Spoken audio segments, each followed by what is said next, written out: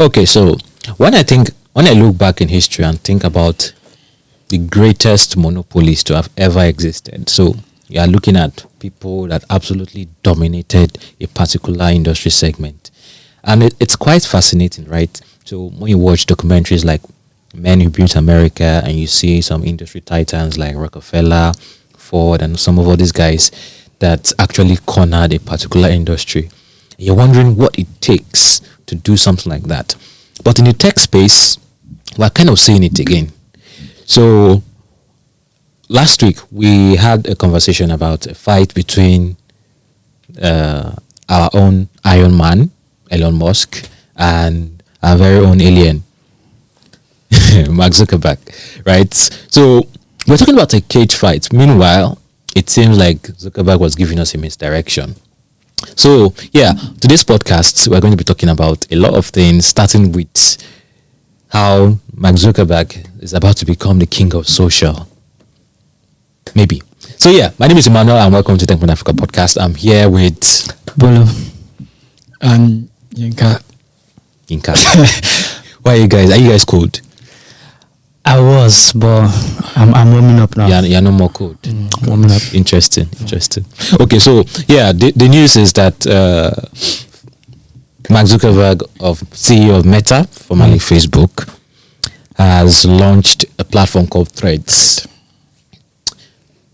a direct competition to Twitter. So they saw Twitter was shaky and they smelled blood and they pounced. And yeah, have you guys used the app? I've not used the app, but I've seen a lot of reviews. What are your impressions? I like the fact that I just import my profile from Instagram. Yes, and then so you open I don't know what they call their own field, and it's like seeing different people that I don't follow, or that people that I'm following did not interact with. I'm just like, no, this is not. Yeah, but I know what the field is okay, I guess, at least for now. I've not really used it that much. I don't think I've spent up to 10-20 minutes on it. So okay, that's quite interesting. So I mean, everybody has been dragging Elon. So for context, Twitter has been moving weird. So far, so good.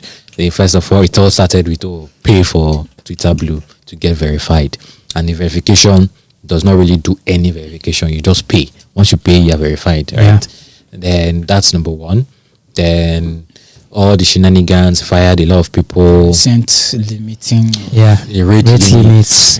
So paid users can see 8,000 tweets. Non-paid users. They increased it later. It was first 6,000 and 8,000. Then non-paid 600, 800. Then new users that are not paid 300, 400. That are not paid and not verified. Not paid and not verified. Because if I'm a new user and I get verified, yeah, because I'll get my 8. Did you ever reach your rate limit? No, I don't. I'm not that much of a Twitter user. Did you? I think it happened once. I reached my once. I think the day it started. I just called them that day and I was like, just start from below. I only say it once. Well, I don't know. I don't really like being on. Twitter gives me a headache for some reason. I don't know if I'm the one or if it's Twitter. I just noticed that. Yeah, there are a lot of headache in use. when I'm on Twitter for a while, I start getting headaches. I'm like, I could be the basketball. Yeah. So I don't know how people do it. I don't know how people cope with Twitter. Like people's life and death, it's on Twitter. I don't know how they do it. I don't know. But I think the main issue now is, okay, a lot of advertisers left Twitter because of all the shenanigans that were happening.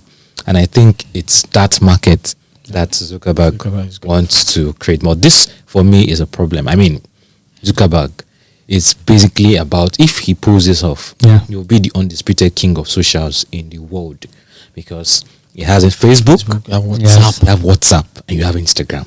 Now you want to have like a microblogging site to rival Twitter. And this is what he said. He said, this app, we want to make it a 1 billion. He said he has the potential to reach 1 billion users. Oh, with Instagram's user base and everything. It's also had few people to it, and And he mentioned something very telling. He said Twitter had the chance to do that, but they didn't nail it. Yeah. And if there's one thing you don't do is bet against Zuckerberg. That is one thing. Now, I see comments that he said they had 10 million sign-ups already. And it launched just yesterday, 10 million. And the way the sign-up is seamless. Is that faster than ChatGPT? Seamless. That's interesting. Which one was faster? I think ChatGPT 2 was ridiculously fast. It was ridiculously fast. I can't tell which one was faster, but I mean 10 million sign-ups in the days. You know, and the integration with Instagram was made it so seamless. Like it's like your sign-up.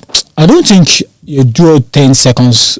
Not up to 10 seconds actually. Because you open it and it says import your Instagram, like even your bio, your name. The first thing you're saying is log in with Instagram, and after that, import, you see your name or there already. So it takes your Instagram photo, your bio, and everything. And there's a import bio. You just import bio and you're done. That's all. So follow everybody that you are following on Instagram, and that's all.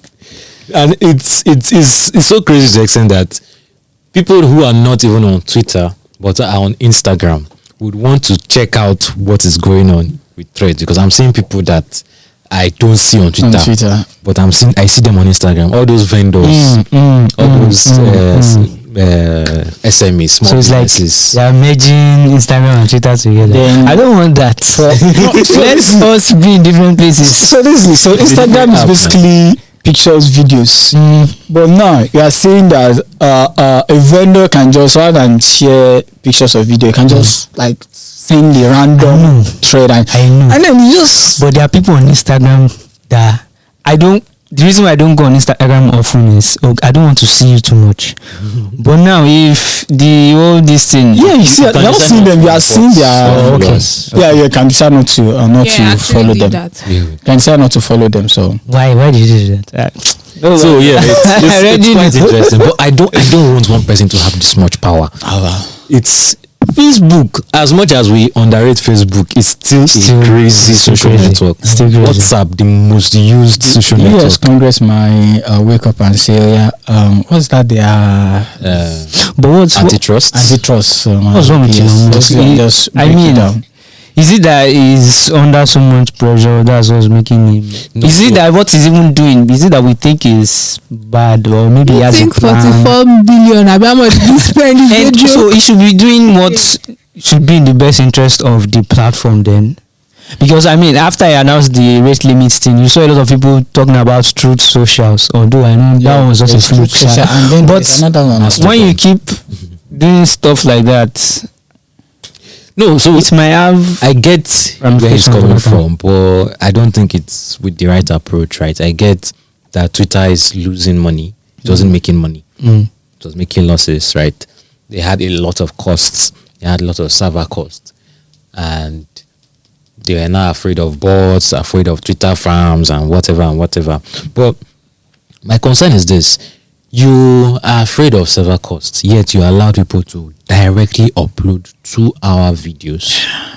There's an account that uploads movies. So when Twitter could movies. Yes. Don't send Bolu. Like full length movie. Subscribe to Netflix and Amazon. I have everything. And Hulu. Funny thing is, those people don't usually have what I want. They almost never have. I'm always repeating shows and everything.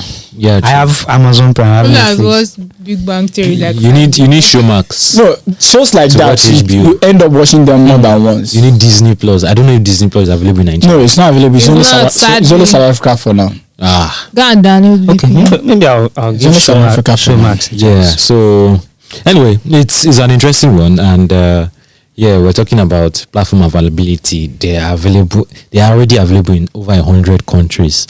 So it's going to be interesting, exciting. But let's move on to stories for today, where Payday announced that they've suspended a partnership with Mastercard for virtual card provisions. So they said what was happening is the standard of services they want to offer the customer, Mastercard was not helping them meet that. So they are reviewing. That's surprising. Yeah, but they didn't disclose the specifics of what happened. And they are telling users to just go to Visa and create their virtual cards. So for context, for those who are wondering why this is a big deal, most online transactions right now in Nigeria cannot be done through Nigerian banks. Most Nigerian except banks. You have a domiciliary account. Except you have a DOM account. And you can't get a DOM account without having dollars. So the last time I tried to open a DOM account, for instance, the bank told me to go to Bureau de Change to get dollar. I don't know if that's the case now. Every time, no, it's the case. Chidima was telling me yesterday that she's going to a Bureau de Change to go buy dollar and then deposit it into the company's domiciliary account. So what is the meaning of the float they did? Which float? The Naira float. I don't know. No, so, it's not even full float. Yeah, it's a managed float. Yeah, it's fine. But it's not full. It's not full. It's not complete. They are different. So it's 2016 all over again, basically. Yeah. So yeah, that's the issue. That's why we're using virtual cards, right? So to buy stuff on Amazon, to buy stuff on AliExpress, to even buy stuff on Udemy to get a course, you can't pay for it with your normal bank. Most banks, right? I'm saying most banks because I'm hearing there are one or two banks that allow with your Naira account, but I've not been able to confirm independently. So into that. But yeah, that is the situation on things now. Now they are saying they're suspending the partnership with Mastercard. So Mastercard and Visa are like the global providers of payments, like card schemes. If you want a global acceptance rate all over the world, just go for the two of them. But here's the problem. A lot of users are complaining about Payday online. They are not able to withdraw their funds. So a friend of mine had small change in Mastercard. It's not plenty, I know. But what he wanted to do was to subscribe for, he's a developer, so he wanted to subscribe for GitHub Copilot. And he wanted to add money to it to subscribe for Copilot. He can't fund the Mastercard. Okay, let me withdraw it from the Mastercard and put it in the Visa card. It can't withdraw. So he has to spend the money inside the Mastercard. He can still spend it too. But once he's done spending that money, that's the end of the card. Switch to Visa. But the problem is, with the amount that is on the card, there are not many things you can buy with that. You need to add like maybe $5 or $10. Okay. So if you can't fund it. So you should be able to withdraw. The last time that Sede has similar thing that they stopped everybody from using Mastercard. What they did is move the money in your card into your account and delete the card. Then you create a new. That's what they did. Let's see that happen. Well, so I want to believe that they are not. Payday is not telling the full story. Yeah, because banks have been using a Mastercard. Nigerian banks have been using Mastercard for years, and there is no complaint that yes. And you still go there today now. It's still going to be a case of which one do you want, Mastercard, Visa card, or Verve? Yeah. I want to believe they are not telling the full story with the partnership. Yeah. I've been seeing a lot of comment. So it's not good for a company that raised about say $3 million just barely a year ago, thereabout. Few months ago. And you are saying, so this is what I don't like about fintech companies, that I'm seeing complaints about you every time I go online. It doesn't make sense. And with this news, I've been saying a lot of complaints. Oh, people can't withdraw their money. People can't do this. I'm like, what's going on? Customer service. Is it just customer service? Yeah, it's customer service. So there are some fintechs that you send them a DM and you don't need to go and drag them on a TL and they just like attend to you and fix your stuff. There are some that you don't even need to even. You don't need, no. DM. There are some that you don't just DM them and they just fix it, and there are some that you have to drag them. Tag them, and invite people to help you tag them. Yes. But in this situation, I don't think it's a customer care issue. I think it's a what's technical. Maybe yes, it's a technical issue. So if you call customer care for something customer care cannot solve, I mean, they are saying, I'm sure, I don't know the specifics of the issue, but they're having issues with Mastercard, which means that is deeper, which means someone from customer care can't just say, oh, you can't withdraw, okay, let me do this for you, I'll just move. It can't be moved. So no, which is why I said it's like they are not telling the full story, because we have people that have been using, brands that have been using them over the years. So the issue with virtual cards recently has been this issue of chargebacks and insufficient funds. So Mastercard and all those global payment services providers interpret those insufficient funds a lot. So what you guys do, I'm targeting all of you now. What you guys do, you create the card, put the exact amount of money you need there, so that in case you don't want to renew next month, it does not automatically debit your account, right? So they'll charge you for what's this thing called? A fee, a penalty. Yeah, they started that recently. Now it didn't used to be like that. You get okay. So now they said they will charge. So I don't know if that is even with that threat of charge, people are still putting cards and not funding them. But if you are paying for a subscription that you don't want to renew, what you just set a reminder that okay, you are a day or two to the expiration of the subscription. There's something remind me to deactivate the subscription. There's something wrong with that market. Now this virtual dollar market. I think the issue is it won't happen if I was using like my normal bank account, because I usually have money there, right? So you can't get people to constantly, I think the thing is, if you can get people to constantly have money in that account and be able to use it for like other things, right? And then dollar card is not separate from account that you can use to like send money, buy stuff. Maybe they won't have that issue. But is it not interesting that the guys that actually have this feature you're talking about don't have virtual cards? Piggy vests, Carbon, Fair Money, OPay. Carbon said they are working on a virtual card. They've been working on it for how long? So those guys, they've actually been Kuda too. These guys, they've been moving towards like has a virtual card now. Dollar card. No, dollar no, it's virtual dollar card I'm referring to. So these guys, Kuda, Carbon, Fair Money, they've been able to build a certain level of trust. Even though you won't put all your money there, even OPay too, you at least keep some money there to be using for other expenses, right? But I don't think Payday and Cheaper Cash are at that level of Carbon and OPay yet, and Kuda. So, but I find it interesting that these guys that are the credit-led neobanks and the payment-led neobank Kuda, they've not introduced a virtual dollar card feature. There'll be something there that you don't want to touch. I want to go here. So it's interesting.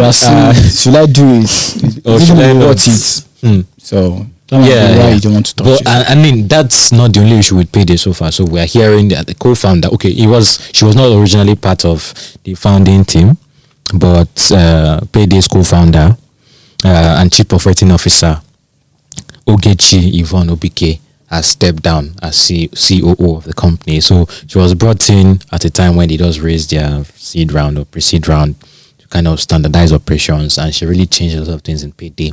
But she's saying at this point, her goals and the company's goals do not align. But yeah, hers is the most high-profile exits. But I've seen like one or two people that have already said, "Today is my last day at Payday," and I'm wondering, okay, what's going on? So I'm seeing customer complaints, I'm seeing partnership withdrawals, and I'm seeing employees telling me. So some of them are contracts, some of them are full-time. I'm seeing employees saying, "Today is my last day at Payday." So yeah, what is going on? I reached out to the co-founder Favor, but of course, obviously, he was never going to respond. I didn't expect him to. But yeah, if you are watching this or listening to this, you can respond, please. So I reached out, asked him questions specifically about the Mastercard partnership, because I felt there were things he was not. So what specific issues did you face with Mastercard that is not yet with Visa? And yeah, they are now charging card creation fees. Back to you. $5. Okay, so it's God we'll keep praying for their space. I mean, you see the industry. That's what I tweeted yesterday. That none of the banks are allowing you to buy dollar virtually. Just allow me to be using my Naira card to pay. You can buy dollar. Yes, so you can exchange your Naira for. Yeah, exchange Naira for dollar. Yes, but you need to dollar for Naira. Does it go both ways? That's what I'm asking. Oh, I don't know. I actually doing trading. I only heard that you can buy dollar on some of the bank platforms. Like, oh, interesting. Just allow me pay online and people should allow us pay online. So allow me pay online. Not much, just Udemy, ChatGPT. They allow us. What will happen to all them Payday? No, see, it will be a competitive playground, right? Have the best rates. Best rates. The best man win. Best customer service win. I mean, my bank now, I don't complain about them too much. If I have a failed transactions at this point, I don't even DM my customer service. In a few hours, they will reverse the money. That is my own issue, right? But there are some fintechs that you DM them, they never ever respond to you. My bank takes 2 days to respond, but I know that okay, they respond eventually. But I mean, okay, let's leave this issue. So yeah, regulators have a lot of questions to answer in Nigeria's financial services space. A lot. But South Africa's information regulator has fined the Department of Justice. I don't understand this news. Yeah, it's quite funny. So simply what's happening is the information regulator has fined them 5 million rand. That's about $260,000 thereabouts. And the reason is because there was a ransomware attack, right, on the DOJ, the Department of Justice, and they were given an ultimatum to like beef up security and things like that. And after the ultimatum, they did not do anything, and they were slapped with a fine. And the ransomware attack was actually quite. They were claiming that nothing, they didn't take anything, but it turns out that like over 1,000 information was leaked, emails, documents, a lot of things. And Department of Justice. I'm telling you, Department of Justice. And the attackers are holding those things ransom. They're actually demanding 50 bitcoins. So the way ransomware works is, ransomware is not typically stealing your thing. It's like somebody Kidnapping. It's not really kidnapping. It's like somebody comes to your house, right? Locks your house, locks your gate. You want to enter, and you can't enter. And he's like, "Pay me to enter your house in your own house." So that's how ransomware works, right? And that's the issue they are facing. That's basically ransom now. Yes, that's all people to ransom. Yeah. So it's like, yes, your things are there. You didn't take it, but you won't have access to it. So they will encrypt it in such a way whereby you won't be able to get access to those things, and they can actually steal it if they want and share that information on the dark web and things like that. So I think it makes. I mean, if something like that happens, I mean, Department of Justice, you are supposed to spring into action and like try and they were even they don't even need to give you ultimatum before you do what needs to be done. So why are you guys expecting so much of Department of Justice too? I mean, they are justice. They can't fight for their own justice. They don't fight for their own justice. The justice system is like one of the key pillars of democracy or any political settings. And then when that particular system has flaws, or like there's a data breach or something like that, it's really, I mean, data breach in a system like that can be very terrible, because if someone is able to like doctor documents, say there are cases in courts and there are some proceedings that are not meant to be public. Yeah, exactly stuff like that. So I'm just imagining a society if South Africa has been very, very, very digitized, maybe people names our information of people in witness protection, many things. So many things could go wrong, right? So it's an interesting thing, but number one, I'm not surprised. Number two, I didn't expect them to be able to do anything because it's a government agency, and globally, I don't really rate government agencies highly in terms of, I mean, go and check Nigeria budget and see. But it's not good there, please. We're not going to when you mentioned witness protection, I just remembered one meme, like You testified against a drug lord, and you won the case.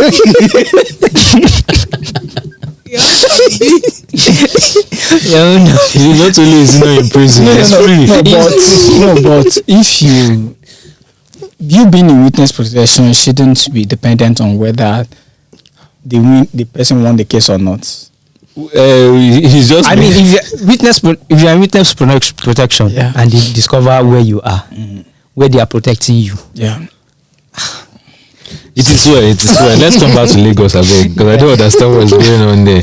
But yeah, we're hearing POS users in Lagos pay more in transaction charges. Thank God I live in a good state, you know. Nice one. Okay. This association. These associations. Like association in this country. The amalgamation of something association. Association of Mobile Money and Bank Agents in Nigeria, Lagos chapter. Increasing before right now between less than 5,000. No, 5,000 and below is 100 naira. 10,000 is 200 naira, and multiple of 500 naira. You add 100 naira to it.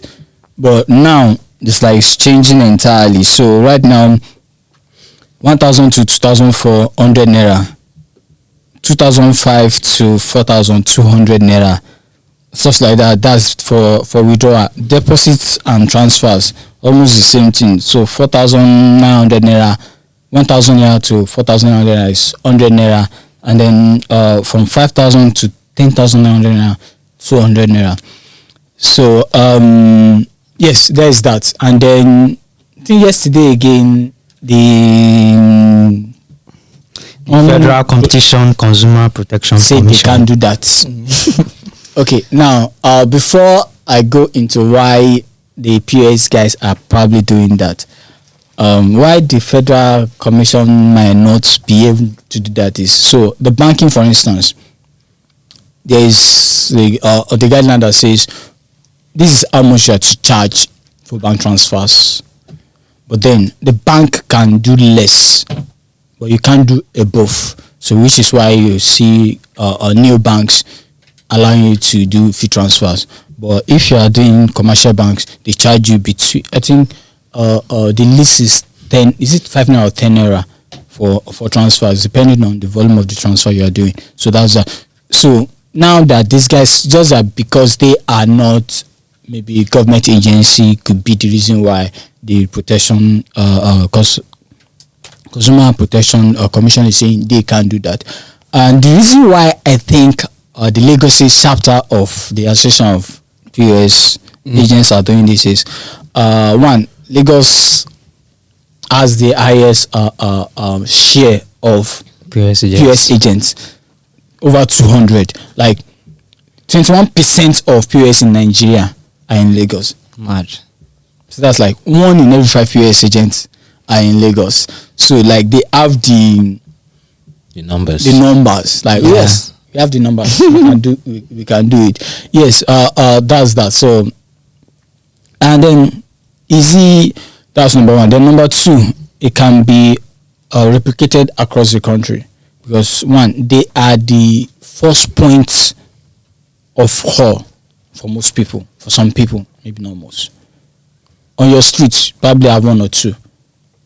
Before you walk 2-3 streets, you have like 4 or 5 POS agents. Yeah. But to get to the nearest branch of a commercial bank, if you are not living in an urban area, I'm not even living in Lagos. So in my own place now, like there are like a couple, like 4 or 5 banks in walking distance to my place. Okay. But someone living in, say, mention my name. I don't mention my name. Yeah, Emmanuel, I don't think there is. There's no bank in my area. There is no. Even in your estate, is there a bank in your estate? Just a ATM machine that doesn't work most of the time. So that's surprising now. So they have that proximity, but you have POS guys lined up. So that proximity to customers, you can just wake up and then you walk max to the second street and you make withdrawals. So they have that like advantage. But then saying that yes, you have to charge this, except you are telling me that what they are currently doing is not sustainable, that they are not making enough money from it. So I just go on. I just want to say I disagree that they're not making enough. I said except if they said they don't want to. So my own issue is I don't see the point of all these unions that all these people are forming. So the ride lane, for instance, I said we like all the strikes they've ever gone on. Yeah. All the strikes they've ever gone on. No. I've booked the ride on those days, and I've entered, and I've gone to where I'm going, and I've come back with the ride. So all these, so I just look at the charges here now. I withdrew from POS this morning. And they seized the old rate. So it also so yes, they said they have a connection with Nigerian police, which they will use to enforce it. And they are also going to set up a task force or a committee that will go around. You want to politicize a business? It's even now sounding very odd at that point. It's sounding. It's a business. They're private businesses. Like it's not fuel. It's not petrol. And petrol now is even deregulated to some extent. So it's just like going around all the banks and say if you are not charging 35 naira for transfer, they will arrest you or force you. You can't. How do we all this union? How do we even know that the union is speaking the mind of all the agents? Because in most cases they are not. So I have an agenda. I just like to wake up tomorrow now and create a union of. No, sometimes podcast hosts. So sometimes or journalists. Okay, so there is the Nigerian Union of Journalists, and there are several other union associations of journalists in the country. Is there Tech Writers Association? Yes, Tech Writers Association. They don't call me. Like, so then there is the Nigerian Union of Journalists too. Then there are other associations. Yeah, of course. Is there anything that's not about association? The Constitution guarantees freedom of association. So you can just wake up tomorrow and create an association. So this is the issue I have with that freedom of association thing. When a group of people, let's say we want to unionize in Techpoint now. I'm not saying we will. Right. We will, please. So let's say we want to unionize in Techpoint now. I bring the three of you to join. I'm not joining you. Wait, let's say I bring the three of you. How does it work that I will not start say I want to force Chingozere to join? I want to force Onome to join. See, it's freedom of association, right? You should be able to choose if they should join or not. Yeah. So the excuse most union is you must join, you must pay levy. So the excuse is we are doing this for the benefit of all, and you have to be part of it to benefit from it. Take the NURTW for instance. They will just park your buses on the road, whether they belong to their and collect charges. The drivers might not be a member of anywhere. I see that one as Lagos state tax, honestly. No, that's across the country. I'm actually starting to think it's legal, because if you are forcing me to join your union, you should not be able to force someone to join your union. This is not work that way. You should not be able to force me to charge something. Like it's my business. Did you buy the PS for me? I just standing under the sun, and you now tell me. So there are systems where these unions work, right? Where you know that if you're entering this market, if you don't join this union, you're not going to sell. Nobody's going to force you. If they do it like that, if it's that, then it makes sense, right? You see it in some of all these markets. Should they do that? No, that's the way they create a kind of extreme. Some of all these markets in Lagos, like Yaba, Balogun, you will see a group of trade. If you price in all their stores, it's the same price. They won't go below a certain price, and they all communicate with each other, talk to each other. So yeah, I get that it's extreme, but what can we do? What can we say? So let's move on.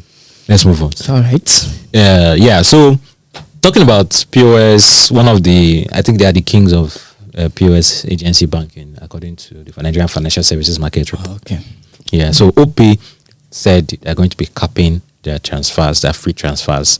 So they've reduced it to 3 transfers daily. I think that amounts to like 90 transfers. 93, depending on the number of days in the month. Yeah, so 1993 transfers in a month. So yeah, tell us what's going on there and the thinking behind that.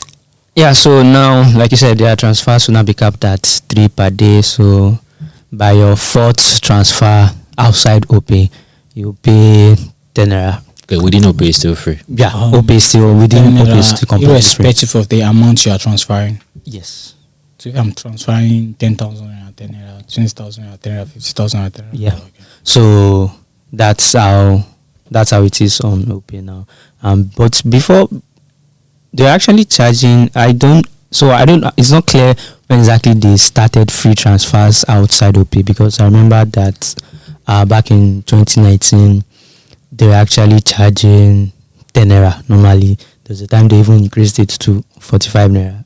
So between then and June 19, when they started these 3 free transfers a day, I'm not sure when free came in. Transfers totally probably when started. We have the influx of the new banks. Yes, and probably. You, and 20, 25, 30 or 50. And then they needed an edge. So it's just like, yes, we have the numbers. So. Yeah, so now, I mean, we saw people on Twitter saying, it's too much, this, that. I think that's too much. I mean, people are saying, why are they now charging them for transfers? Nobody, I mean, so, 10 naira. So the thing is, that was the same thing that came to my mind. I was like, 10 naira is just, how much is 10 naira? But then, again, in the Nigerian Financial Service Market Report, one of the biggest pain points that people had when it comes to accessing financial services, yes, is charges. So I don't know. I mean, it seems small, but I don't know. Maybe it's because we are just looking at it from our own perspective, right? So you're saying we're in a bubble? Yes, we are probably in a bubble, and 10 naira is looking like small money to us. Also, the chances that OPay, for instance, will come and say, yes, we're going to stop this thing eventually, it's likely going to be there. Because how long do you want to keep up free transfers, giving you 50 to 25 free transfers every month?